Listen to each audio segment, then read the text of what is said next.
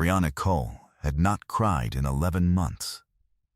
Not at the airport in February when she watched her husband Marcus walk through the security checkpoint and turn and look at her one last time before the crowd closed around him.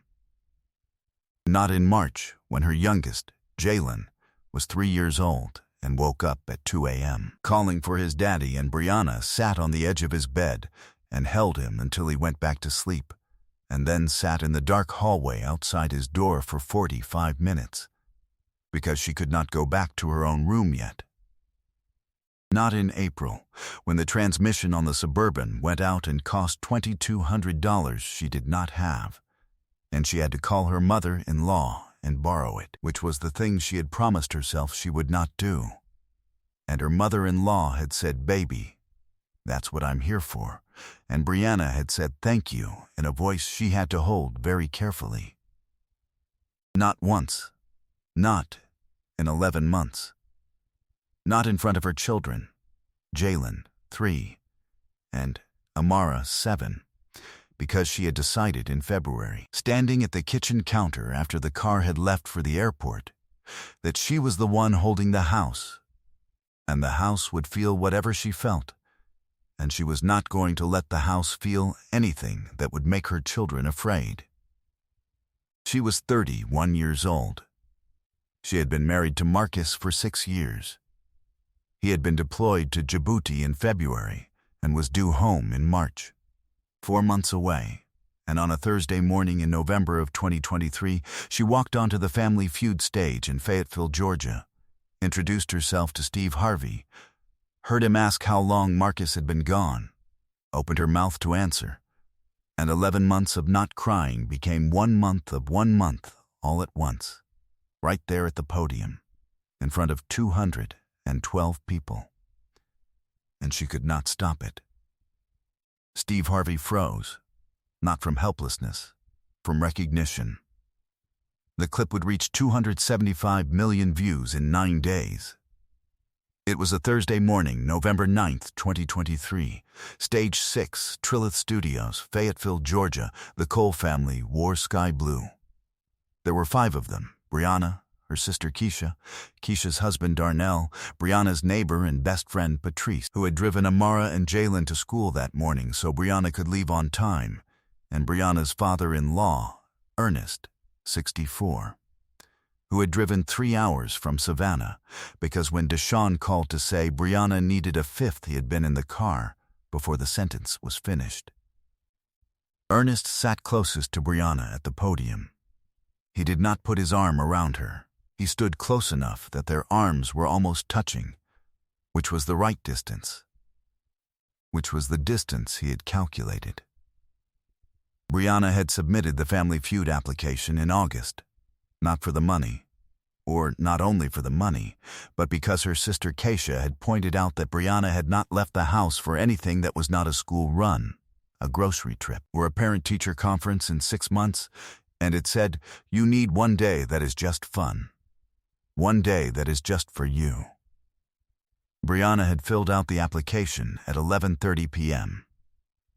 with the kitchen clean and the kids asleep, and the television off, and the house in the specific quiet that settled over it every night when the holding was done for the day, and she was the only one still in it. When the call back came, she had sat with the phone in her hand for a long time before she called Keisha. Nobody in that studio knew what 11 months of not crying weighed. But the real story hadn't started yet. Marcus Cole had enlisted in the Army at 22, 4 years before he met Brianna, because he had wanted to serve, and because the enlistment bonus had paid off the debt from his associate's degree, and because he was the kind of man who made decisions with a combination of conviction and practicality that Brianna had recognized immediately as trustworthy. He had done 2 deployments before they married, one to Kuwait, one to South Korea, both 12 months, both before Jalen was born.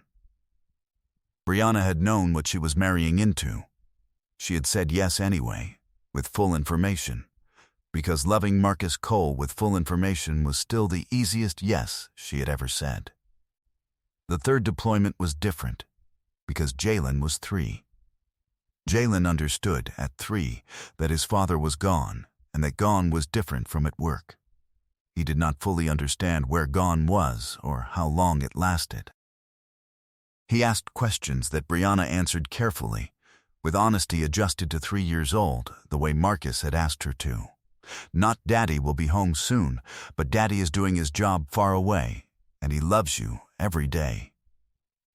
Jalen had accepted this with the philosophical flexibility of a 3-year-old, and had proceeded to talk about his father constantly, in the present tense, as if Marcus were simply in another room. At dinner, he sometimes set a 4th plate. Brianna had stopped rearranging the table. She let the plate stay. Amara was 7 and understood more. She had written her father a letter in March, 6 weeks after he left, that she had folded into an envelope and put in the kitchen drawer where Brianna kept Marcus's Apo address. The letter was 3 pages in 2nd-grade handwriting. Brianna had not read it. Amara had sealed it, and that seal was Amara's privacy. But she had mailed it, and 4 weeks later Marcus had sent an audio message through the family's communication app saying, "Tell Amara her letter is on my bunk." I read it every night. Brianna had played that message for Amara once. Amara had listened with her hands folded in her lap and then said, "Can you play it again?" Brianna had played it 7 times. In September, Amara had asked her mother, on a school night while Brianna was braiding her hair, "Mama, does Daddy know what I look like now?" Brianna had kept braiding. She said, "We send him pictures." Amara said, "But does he know? Like really know? The way he knew before?" Brianna had finished the braid and sat for a moment. She said, "Yes, baby, he knows." She had believed it. She still believed it. But the question had landed somewhere in her chest and stayed there. The transmission had gone in October. The water heater had started making a sound in November. A low intermittent knock that the YouTube tutorial said meant imminent failure. And Brianna had watched the tutorial twice and tightened 2 connections, and the sound had stopped, and she had stood in the utility closet for a moment afterward with a wrench in her hand and thought, "I fixed the water heater." Marcus would not believe this. She had sent him a voice message at 6 a.m. Djibouti time saying, "I fixed the water heater. I watched a tutorial. Don't make it a big deal." His response, 12 hours later, "I'm making it a big deal. You're incredible. I love you. Also, I told everyone here." She had laughed for the first time in 3 weeks. She had screenshots of every voice message on her phone. When she missed him most, she read the transcripts the app generated, because reading was slower than listening, and she needed it to last longer. She had a letter in her coat pocket the morning of the taping. She had written it the night before, at the kitchen table after the kids were down, the same way she wrote him letters when the messages felt insufficient, when what she needed to say was longer than a voice note and more permanent than a text. She had not planned to bring it. She had put it in her pocket out of the same reflex that made her reach for her phone at 2 a.m., the need for something of his to be near her. The letter was not finished. It ended mid-sentence. Nobody knew about the letter. It was in her coat pocket the whole taping. Steve Harvey asked his standard opening question, "Tell me about your family." And Brianna had said, "My husband Marcus is deployed. He's been gone 11 months. He gets home in March." She had said it the way she said everything about Marcus during the deployment. Matter of fact. Clear. No performance of either suffering or bravado. Just the plain fact of it presented in the flat register she had trained herself to use, so that the fact remained manageable. Steve had said, 11 months. How are you doing? And the question, the specific shape of it. The fact that he had asked how she was doing and not how Marcus was doing or how the kids were handling it. That he had pointed the question at her like it was a thing she deserved to have pointed at her, was the thing that opened it. She said, "I'm." and stopped. She pressed her lips together. She looked at the ceiling. The gesture she had used 11 months of times, the internal reset, the physical mechanism for holding, and it did not work. Her face changed. Her shoulders moved once. And 11 months of not crying became crying, quietly, without drama, at the podium of a game show. Steve Harvey froze. He stood 12 feet away and did not move for 3 seconds. Then he crossed the stage in 8 steps and stood in front of her. And the crew moved back without being asked. And the director did not call cut. And the 212 people in that audience went completely and entirely still. Steve said nothing for a moment. He let her cry. He did not hand her a tissue or put his arm around her or make the sound that people make when they are trying to move someone through an emotion faster than the emotion wants to go. He stood there and let it happen, which is the thing that almost nobody does, and which is the only thing that actually helps. After a moment he said, quietly, let it out. Take your time. She did. 40 seconds, maybe, not long, in the life of 11 months of not crying. Then she straightened. She wiped her face with the back of her hand. She said, I'm sorry. Steve said, don't apologize. She said, I told myself I wasn't going to do that. Steve said, why? She looked at him. She said, because I'm the one holding the house, and if I fall apart, she stopped. The kids feel whatever I feel. Steve said, how old are they? She said, 7 and 3. He nodded slowly. Then he said, you fixed the water heater. She blinked. She said, how do you? He said, it was in your application. He looked at her. You put it in the application, under anything else you want us to know. You wrote, fixed the water heater. Watching tutorials. Figuring it out. His voice was very level. You wrote it like it was nothing. She laughed. Sudden, unguarded, surprised out of her, and the studio exhaled. And that wasn't even the part that made Steve cry. Steve said, I need to ask you something. And I need you to be honest. She said, okay. He said, when is the last time someone asked you how you were doing and you told them the truth? She was quiet for a moment. Then she said, just now. He closed his eyes for a moment. When he opened them, they were wet. He did not try to fix it. He said, I was living in my 1976 Ford Tempo for 3 years. No floor under me, no address, no one who asked. He stopped. I know what it is to be the one holding everything with nobody holding you. You have been doing that for 11 months with a 3-year-old and a 7-year-old and a water heater and a transmission and a letter in your pocket that you didn't finish. She looked at him sharply. He said, I could see it through your coat. He paused. She held the whole house, every single day. And nobody asked. The studio fell completely silent. But Steve wasn't done. He took out his phone. He looked at Brianna. He said, I need to make a call. Is that okay with you? She said, to who? He said, to Marcus. The studio went still in a new way. Brianna said, he's in Djibouti. She calculated, it's 9 p.m. There, Steve said, I know. He dialed. A producer had the call routed through the military family communication line that the show's team had arranged that morning with the base's family support officer. A coordinator who had been briefed, had reached Marcus's unit, had confirmed he was available and reachable, and had been told only that his wife was appearing on a television program. Marcus did not know why his phone was ringing on a Thursday evening in Djibouti.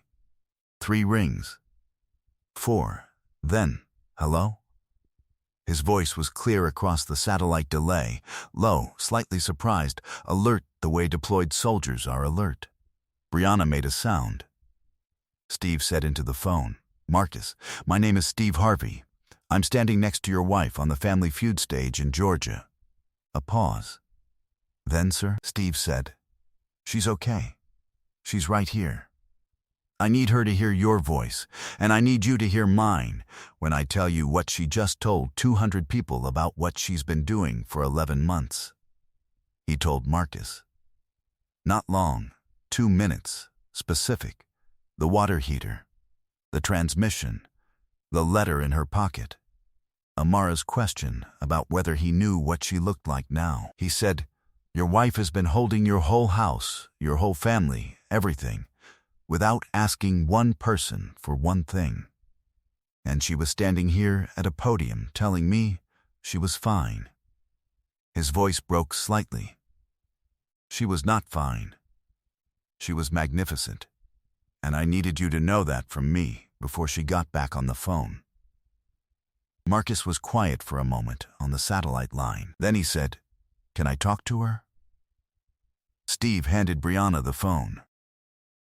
She turned slightly away from the cameras, not to hide, just instinctively the way people turn toward a voice that belongs to them, and said, hey. And Marcus said, hey.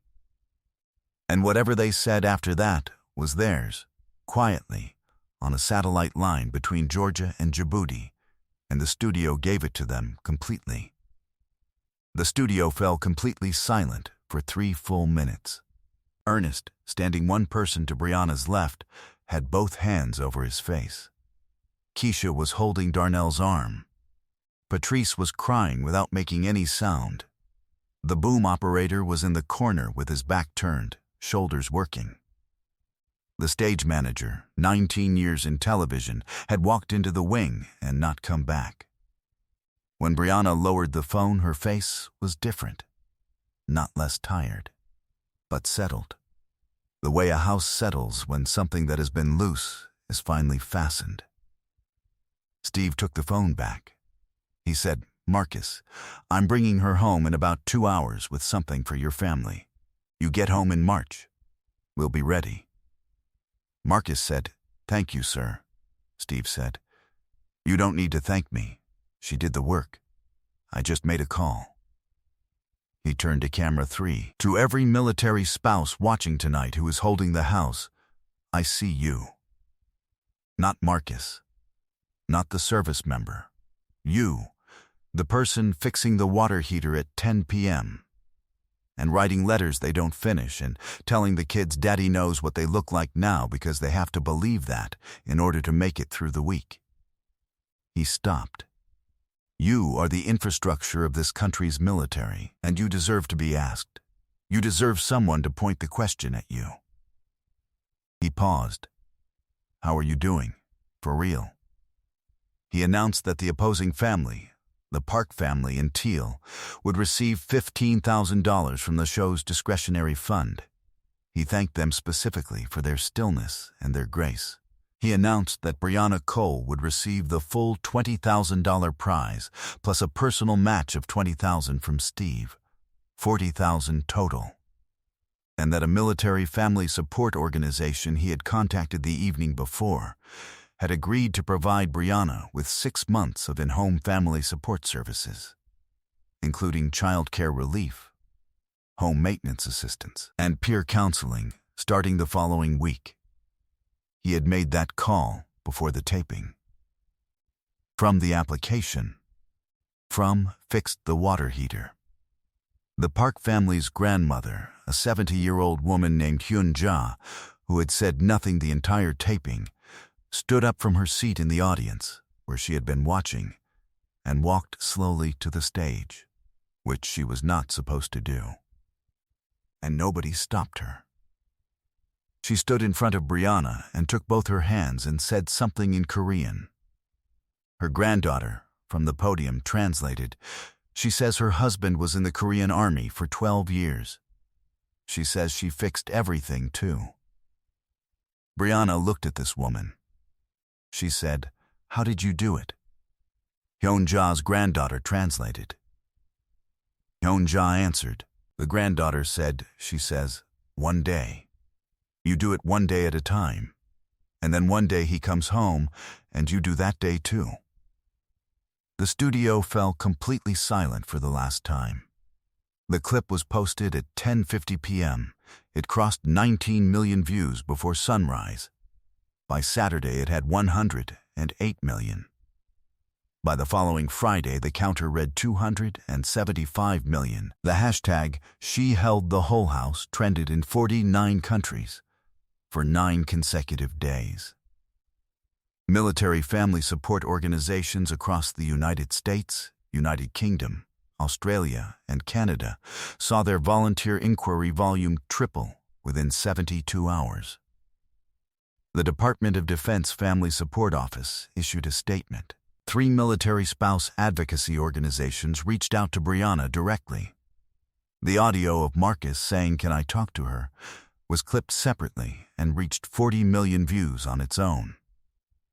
Marcus Cole came home on March 14, 2024. Brianna drove to the base with Amara and Jalen. They stood in the arrival area with other families. Jalen on Brianna's hip, Amara holding her hand. And when Marcus came through the doors, Jalen said "Daddy" in a voice that carried the whole 11 months of the 4th plate on the table, and then Marcus was there, and Jalen went to him, and Marcus held him for a long time, and then put him down and looked at Amara, who was 7 and had grown 3 inches, and who said, "Hi, Daddy," with the composure of someone who had decided she was not going to be undone by this in public. He knelt down. He looked at her face carefully, the way she had needed him to, and he said, "I know what you look like now. I knew the whole time." She leaned into him and did not say anything. Brianna watched them. She was still holding the deployment bag she had grabbed from the carousel. She had not moved. Marcus stood up and turned to her, and they looked at each other for a moment. And then he said, "You fixed the water heater." She laughed, the same surprised, unguarded laugh from the stage. And he put his arms around her right there in the arrival hall with everyone around them, and she let him hold some of it. Finally, after 11 months of holding it alone. And it was the first time she had let anyone hold any of it, and it felt like exactly what it was. The house, finally. With everyone in it. The deployment bag is still by the front door. She has not moved it. She said she is waiting until she feels like it needs to be moved, which has not happened yet, which she thinks might mean she just likes knowing it is there. Steve Harvey established the Brianna Hold the Line Foundation 40 days after the taping, named for the specific kind of courage that does not announce itself, that fixes the water heater and makes 4 plates and plays the audio message 7 times and carries an unfinished letter in a coat pocket and calls it fine. In its first year, the foundation partnered with military family support organizations in 27 states to provide deployed families with direct in-home assistance, childcare relief, home repair services, emergency financial support, and peer counseling from trained military spouse volunteers who had held their own houses and knew what that cost.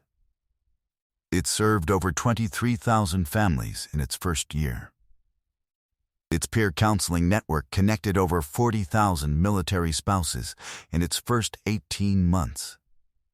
By its second year, it had served over 60,000 families. Steve said in a People magazine interview, she wrote "fixed the water heater" in an application and thought it was nothing. I read it and knew it was everything. Some people hold things so completely and so quietly that the holding becomes invisible, not because no one is watching, but because they have trained everyone around them not to worry.